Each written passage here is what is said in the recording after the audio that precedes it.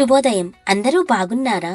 అనగనగా ఒక అడవిలో గోగో అనే బుజ్జి అల్లరి మేక తన తల్లిదండ్రులతో నివసిస్తూ ఉండేది. గోగో వాళ్ళమ్మ గోగోతో, బుజ్జి కన్నా నువ్వు అటువైపు ఉన్న అడవిలోకి వెళ్ళవద్దు. అక్కడ పెద్ద పెద్ద అడవి నక్కలు ఉన్నాయి. అవి చాలా భయంకరమైనవి అని చెప్పింది.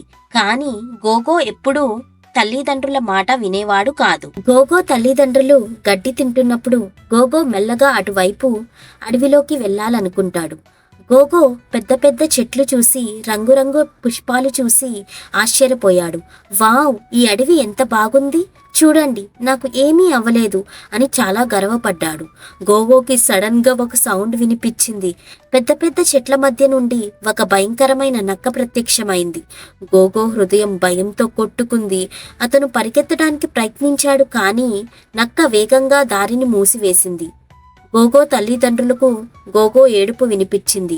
ఫాస్ట్గా అక్కడికి వెళ్ళి నక్కకి అడ్డుగా వెళ్లారు. దాన్ని భయపెట్టారు. నక్క అక్కడి నుండి వెళ్ళిపోయింది. గోగో భద్రంగా ఉన్నప్పటికీ చాలా భయపడిపోయాడు.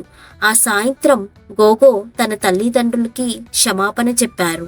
మంచి మాట. మీ తల్లిదండ్రులను ఎప్పుడూ గౌరవించండి, వారి మాట వినండి. వారు మీ భద్రత, ఆనందం కోసం ఎప్పుడూ కష్టపడతారు.